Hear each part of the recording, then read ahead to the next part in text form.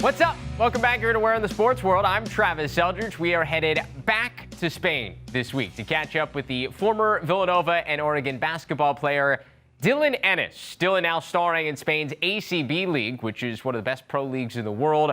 Former home of current NBA stars Luka Doncic and Goran Dragic. League's legit. Ennis playing with Zaragoza at the moment. The team that finished the regular season, a shortened regular season last year, in third place. This year, Dylan averaging more than 15 points per game, helping lead the way through this first part of the season. On this episode of the show, we talk with Dylan about his journey to Spain, how he got there in his career. We talk about his unique college journey as well, from Rice to Villanova to making a Final Four at Oregon. We discuss how his brother Tyler Ennis's decision to turn pro after just 1 year at Syracuse influenced him in his career. And we get his #1 Canadian basketball player of all time. All of that and much more. We are all over the map right now with Dylan Ennis. So Dylan, where in the sports world are you right now? Right now I'm in Zaragoza, Spain. I play in the ACB as well as Basketball Champions League. So Zaragoza, Spain, sum it up for people. What is there a city in the United States you can relate it to? Like, what's the feel? Yeah, well, it's hard, with Spain and America. It's completely different cultures. But it's a big city. It's a lot to do here. Some European countries you go to are very small, so that's why it's hard for people to adapt. But, we're about 2 hours away from Madrid and Barcelona, which is great. When we have time off, me and my wife and my daughter are able to, take the train up there, enjoy the weekend. But, it's a great city. I feel like there are certain players that go overseas and it's all business, and other people, and I think that you're probably more in this situation where you want to enjoy the fact that, hey, very few people from the United States ultimately get a chance to go work and live in Europe for an extended period of time.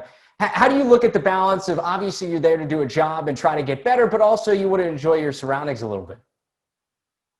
Yeah, I think that's the biggest thing to be successful over here. Yes, it's a business and you have to make sure that you are always performing and, always making sure that your team's winning. But at the same token, you have to enjoy it. You have to enjoy traveling the world, being, overseas and seeing different cultures and different things. Luckily, we only practice in the mornings most times, and, after that, me and my wife and my daughter are able to go do things around the city. And, even when we have time off, like last year, we decided to go visit London for the weekend. We're here for 10 months. You might as well try to make your home for that 10 months. I think some guys try to count down till the next summer when they get to go home, and they don't allow themselves to fully enjoy the whole experience. You had tweeted about enjoying the experience a couple of months ago. It actually gained some notoriety back here in the United States among especially some college basketball writers. What's your message to, say, the kid that's like yourself? He's coming up through college, is reaching his pinnacle as a senior, may not get a draft, maybe not be drafted in the first round and be guaranteed a chance in the NBA. They get a chance to go overseas. What would you tell somebody in that situation? I would say, you didn't fail. Initially, when I grew up and, even in college, I thought, if I don't play in the NBA, then I failed making my dream what it was. But you didn't fail, coming over here. Not all the places you'll be, not all the leagues will be amazing when you start off. Sometimes, you have to start from the bottom and work your way up. But enjoy the process, enjoy seeing different countries, enjoy play basketball, and at the same time being able to travel the world. The NBA is not the only stop when it comes to basketball. And, I think if you give it a shot overseas, you'll realize that maybe that was your path. Me doing this, I experienced things I never thought I would. Obviously it'd be great to go to the NBA, but, the overseas route is just as or better experience for me as a basketball player and as a man. What do you have to embrace in terms of that challenge? Because there's a language barrier, there's a new country you've never experienced. What do you have to embrace in order to be successful? I think the main thing is the culture and the people around you. I know it's going to be different. I know there's going to be a language barrier between you and the people who live around you. But you have to give it a shot. Try to do things that try to adapt to the culture that you're in. And once I think you do that, you're able to still live in how they move in their environment. And when the two worlds combine, I think it's a better experience. Dylan, people I think know the ACB through the people that have come over, a guy like Luka Doncic, who obviously we've seen most recently, and he's doing quite well for himself in the NBA. But how do you sum up the level of play and the style? It's hard for young guys to thrive in the ACB just because, guys been there for so long and know how to play the game. So, you trying to learn the game, at being a rookie, it takes some time, but, once you could be successful in the ACB, I think you could play anywhere in Europe. Where's your game at now? Like, compare it to your final year at Oregon. Like, where do you kind of compare your game at now? I always say, and I think I was a completely different player from college and now. I don't know why, but becoming a pro, I just had this newfound confidence. I played it around, amazing guys, a lot of guys who went to the NBA. But, I always knew I had the abilities, but, when I turned pro, I took that next step that I didn't in college. And now I think, I'm right in my prime. I'm getting better every year. And now, I'm a known name in Europe. And I think that's just because, the pro game is more of my fit. So walk me through the whole experience of going from to the draft process to trying to make an NBA roster to ultimately figuring out where you are now and thriving in Zaragoza. Just walk me through that whole process. When being a six-year senior, I kind of knew it was going to be a long shot to hear my name on draft night. Luckily, my younger brother was a lottery pick, or right outside the lottery, so I was able to be in the green room with him. So I got that experience through him. But he threw me a draft party, with me and my family, just to, have the feel for it, and I always thanked him for that. But the workouts, I was able to go to nine or 11 workouts. I told my agent, I'd work out anywhere, just try to get my name out there, let them see me. And then after the draft, I went to Oklahoma City Thunder in Orlando to play in their summer league. I did great there, and then flew straight to Vegas because I just wanted NBA guys to just see me. I had that record-breaking game with it was 36 or 38 points with Golden State, and I think that really put my name out there. I thought I was gonna, get a training camp, a lot more training camp calls. My agent told me, I could have went to Golden State or OKC, and fight for a two-way spot. And I definitely thought of it, but being how old I was, I didn't want to be, in that two-way, because I think that that's more for younger guys, going up and down. So then Misko, my agent over here, who's with Excel, and I was with Excel at the time. They called. They said, he loves your game. He's the big-time agent in Europe, and he can make you, a lot of money in Europe. And, it was a long shot because I didn't know who he was. I never heard of him. I never heard of European teams. But, something made me say, why not? Let me try to double down on myself. And, I did that. I was on he owns a team, Mega B Max, who has a lot of NBA guys. Jokic. They have a lot of guys who, play there and go straight to the NBA. And, I went there, played great. And he said, Christmas time came around. I only played 4 months with his team, and he got me into the EuroLeague. And, from there, I just continued to get better, continued to be successful on each team I've been put on. Now, I'm in the driver's seat. God willing, I stay healthy. I think that, I'm on an incline right now. So that's good. Well, you mentioned being on the incline. What's the ultimate goal? Is it still the NBA, even a couple of years out, or do you change the goal based on the success you've had in Europe? I thought when I first got here, it was just, get back to the NBA, get back to the NBA. But now it's, where I fit best.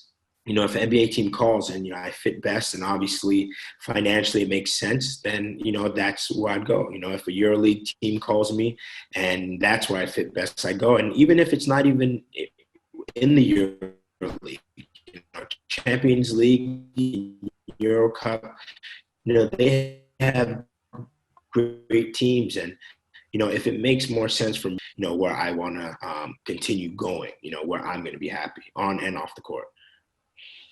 You mentioned your brother Tyler, and I had a chance to cover him. I went to Syracuse and was in upstate New York when he was at Syracuse starring in his 1 year.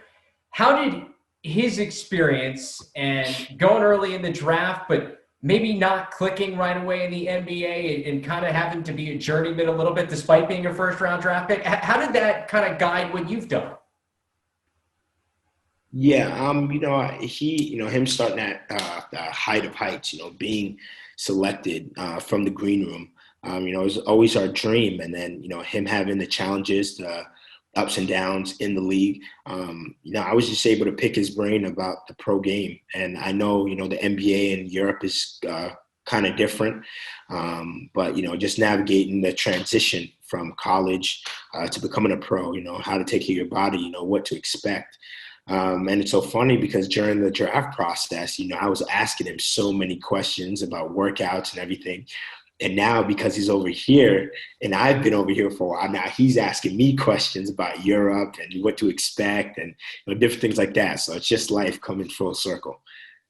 How much do you guys still, is there still a brotherly competition between you? Like, how do you, I'm sure there's support, but there's also got to be like, I want to one up my little bro. Yeah, of course. I think that'll always be there, and that's why we became, the players we were. We always push each other. He wanted to be better than the older brother. Didn't want the younger brother to be better than me, and obviously, it's support. We talk every single day, but on the court, we want to be successful, and I want to see him do good. He wants to see me do good. But at the end of the day, if we're playing each other, which there's a possibility we can this year, then we're definitely not going to take it easy on each other.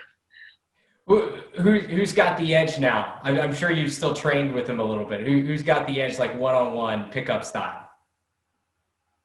So we try to stay away from playing one-on-one, but he knows that I could score better than him. But the only thing is, if we're talking about running a team, then, him being a point guard, I have to give him the edge. So I think we would be perfect on the same team because, he knows how to get me the ball. I know how to get him assists. But, I hope one day we could play together. It'd be real dope. That'd be pretty fun. So let's take you back to college because you start at Rice, you average like around 9 points a game as a freshman, and then you have an opportunity to get to Villanova to transfer. Walk me through how you end up from Rice to Nova. I picked Rice because I knew I would start right away.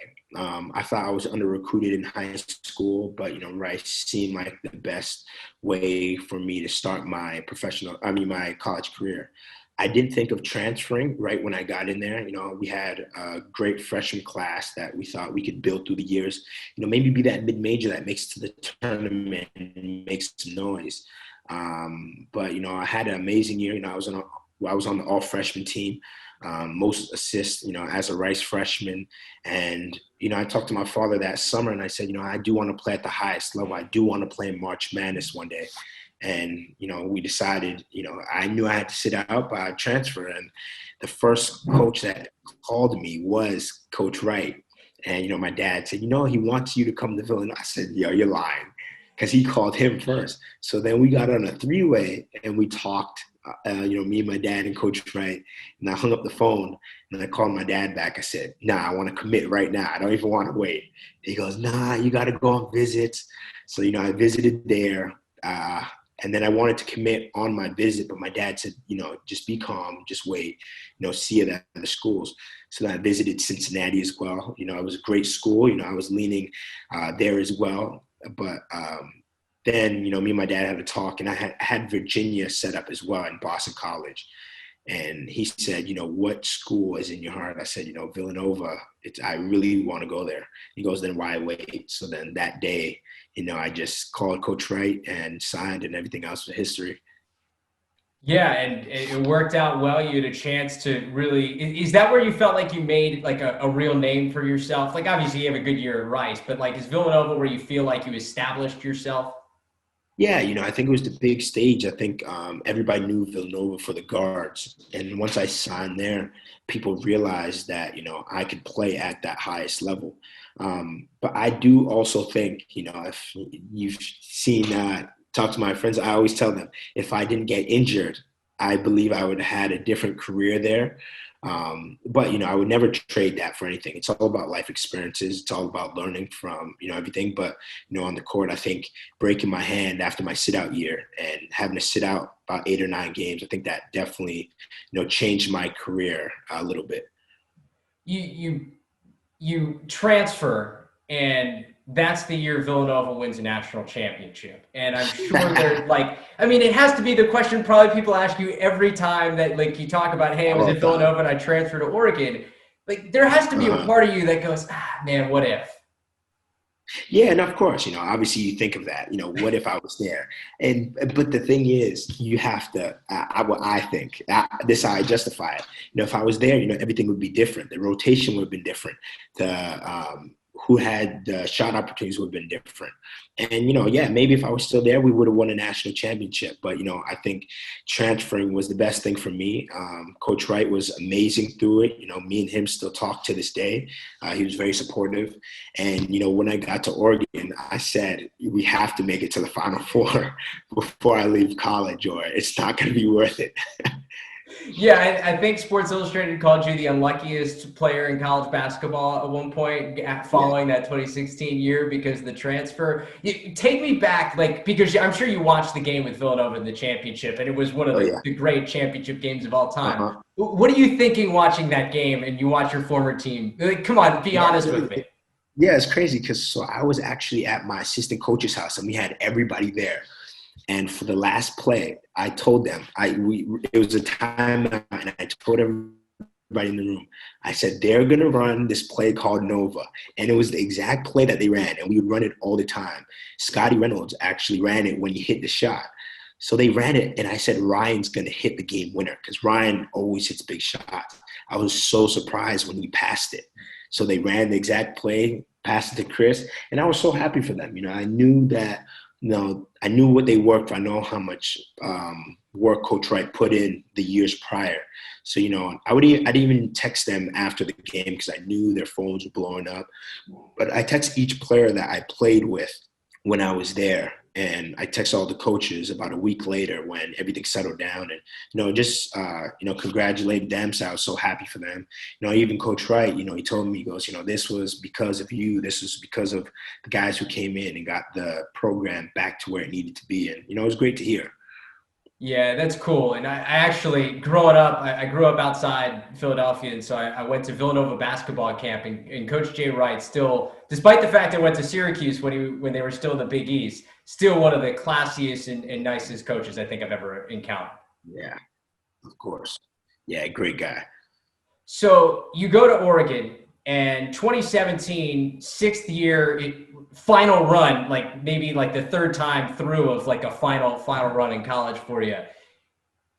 Sweet 16, I think it was, you guys are playing Michigan, and you go against Derek Walton on the final shot.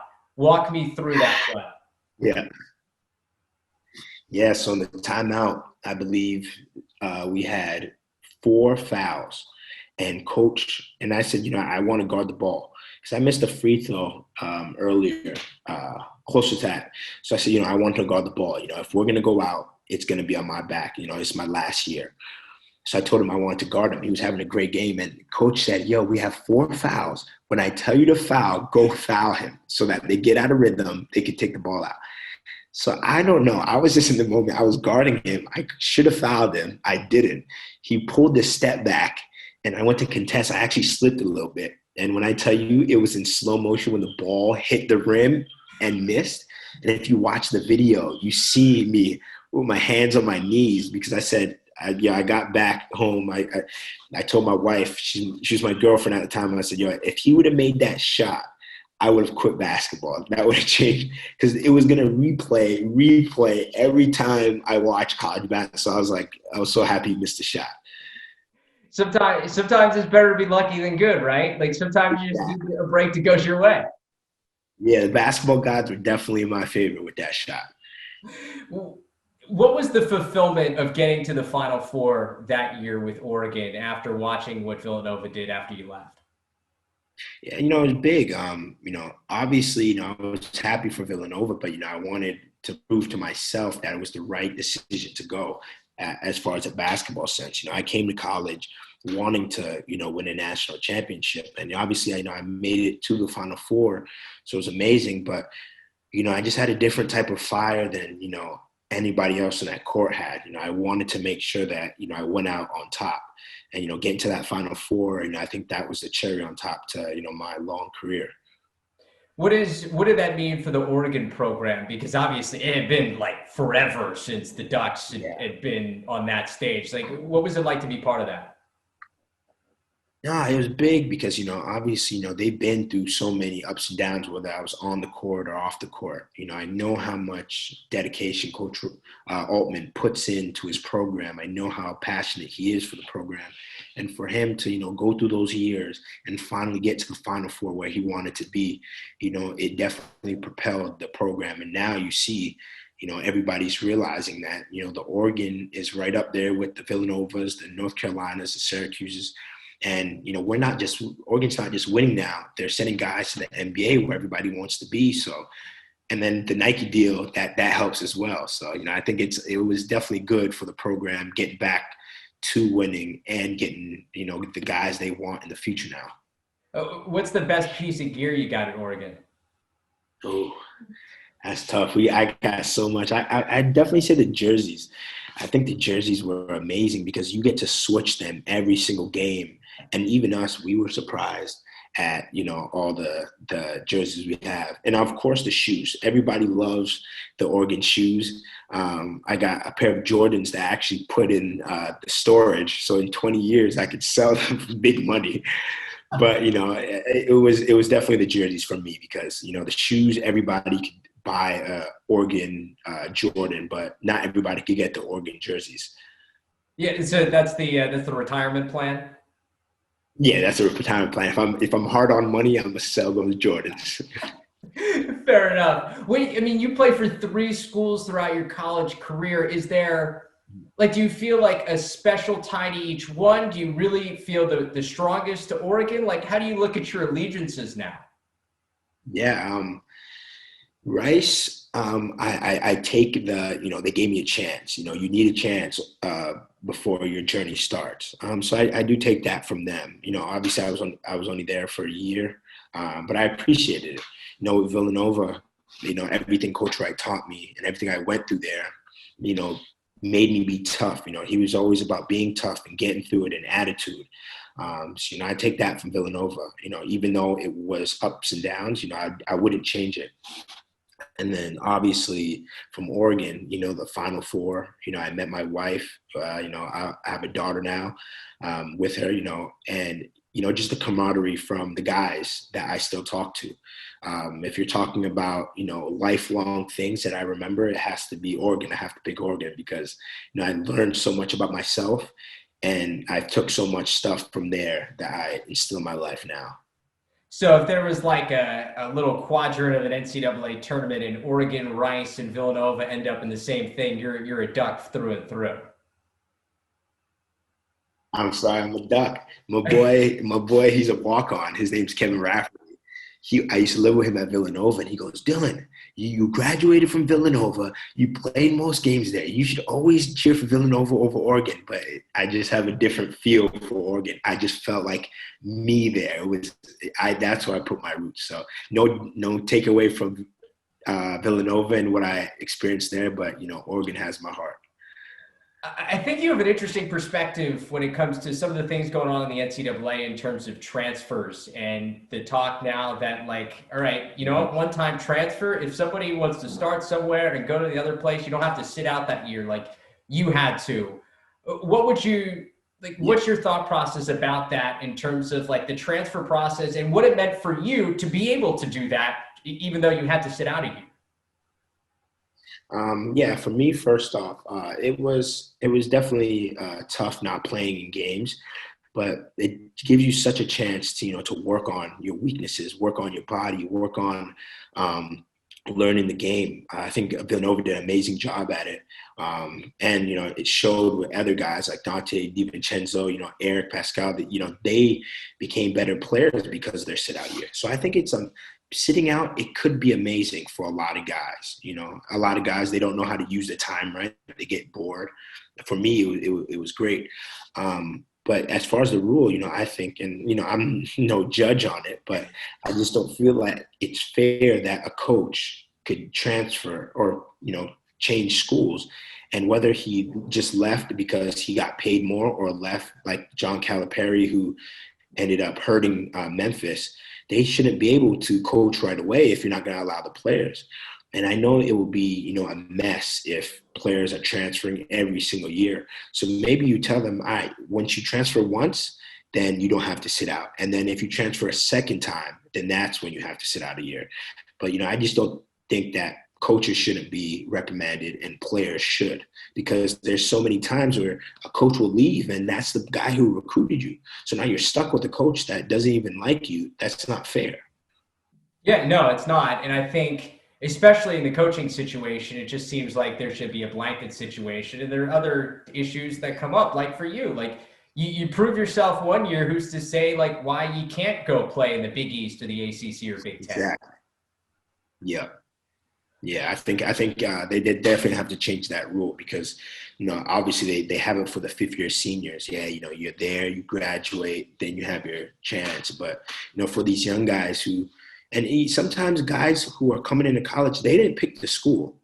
Everybody around them, put hype in their head like, hey, go here. It's a big school. And when they get there, they realize it's not what they want. Give them a chance to, correct that mistake. You don't have to give them 4 chances, but, at least one so you could get to where you want to be.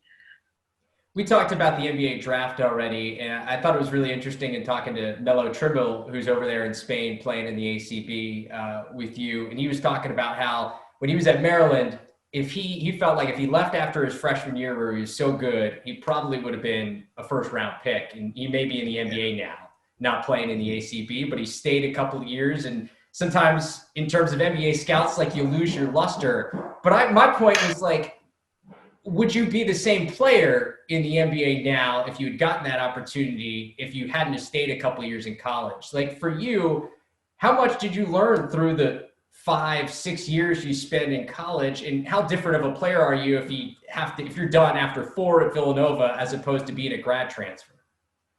Yeah, I think if I would have been fortunate enough to leave after a year or two to the NBA, young me, I don't know I don't know how I would have ended up basketball wise, but I knew that I wasn't a bad kid, but with everything goes on in the NBA and having that kind of money and having that attention around you, I don't know how my life would have went, but me being in college for so long allowed me to learn about myself, allowed me to get other interests besides basketball. It was my dream to be in the NBA as soon as I can when I was a young kid. But looking back at it now, I'm proud of the man I am today. And I only think I got there from staying in college for a while.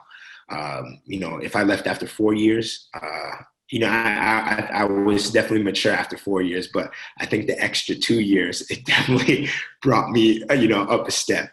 But I wouldn't change it for the world. I think it was exactly what I was supposed to do. It was the exact opposite of what your younger brother did, who just was like, all right, I had a good year. I'm out of here. He just said, he's out. And I think with him, I would say he was definitely more mature than I was at that age. You could see it on the court, but even as a person, he has this maturity to him. I think he was able to, navigate through, the challenges and the tough times. And, would he do it over again and change his mind and stay in college? I don't think so. I think he's taken that pick anytime. But, obviously we always talk about what if he stayed? What if he would have went to a different situation when he got drafted? But, it's just what ifs. We live this life and we just have to keep rolling with the punches. Speaking of what ifs, you mentioned Cincinnati, a place you visited while looking to transfer to Villanova. I'm sure you looked at some other options for that grad year too. What's the what if school that you just wish, just not in terms of playing and how it would have turned out differently, but you wish you would have tried out for a little bit? I wish I would have gave Virginia more of a chance. The only reason I decided not to. I love Tony Bennett, but everybody told me they have a slow offense, and I love to be erratic. I love to run and gun, but I think I would have, if transferring from Rice, I would have went to, if I could change it, I would have went to a smaller school and been the big fish. Going to Villanova, going to Oregon, it was amazing, but you are a fish in a big pond with bigger fish than you are. And all the guys I played with, they were all ranked. They all had a big name to them. But if I could have changed it, I would have been like the CJ McCollum, the Damian Lillard, who went to a smaller school, put up big numbers, and everybody wanted to come watch me play. And I think that would have gave me the best shot. Is there a difference now? Because I think even maybe 10 years ago, you probably even some of those guys are kind of the first guys who really did that and really made a name for themselves in the NBA. Is it a different atmosphere now with the fact that you can see every game on TV and there's a different experience in terms of college? Yeah, I think, you're able, I think as the time goes on, things do change. And, I think, the more things change, the more information we get. And I think, the information I have now, it would have been better for me when I was younger. Fair enough. All right, let's finish with some quick hitters to get you out of here. We talked about Jay Wright, and you played for him at Villanova. So, question: who is the best dressed coach you've played for throughout your entire career? Everybody, is it him? That doesn't even Coach Wright 100%. He has tailor-made suits. There's no beating him. Is there anybody even close? You're in Spain now. There's some European guys who can dress well. I'm telling you, there is, but nobody compares to Coach Wright. When I tell you this guy is Mr. Clean from top to bottom, he always has it. Even the inside of his suits that you guys don't see, they're customized, and it actually looks better on the inside than the outside. I mean, when you guys go on road trips and you gotta get all dressed up, and then you gotta compare to him, do you just try not to sit next to him or stand next to him in a picture? It's gonna make you look bad? No, yeah, it's crazy because he used to always tell us, don't worry about the cameras, Villanova basketball. But I'm the cameras is always on you because you're fit. But, I let him handle that. That's fair enough. You've got a chance to experience a lot of places over in Europe, but I know the pandemic's probably dampened some things. But the favorite city or country you visited with your family? Oh, that's a good one. Yeah, I've been to a lot of places, but, without my daughter, it would have to be Belgrade, Serbia. It's an amazing place, very fast paced. We loved it there, when it was just me and my wife. But, having a daughter and raising a family, I'd take, most 90% of the places in Spain. Zaragoza is an amazing place. Spain is just perfect for the family. And, obviously, there's other places outside of Spain that, you can raise a family in a great way. But, Spain is definitely number one for me. You have been pretty good on TikTok with some videos with your daughter. What's your favorite TikTok with her? there's a dance that me, my wife, and my daughter did, and she grabbed the phone when we were trying to do the dance and ran with it, and it got like, I think it was like 5 or 8 million views right now. So that's definitely my favorite one. I think that's my most viral social media post I've ever had. Kids they're content machines, man. Like on top of Oh, all the love, they're content machines. everybody always tells me now, like, oh, I just come to your page just to see your daughter. I was like, that's cool. She's the cutest thing, so that's fine with me.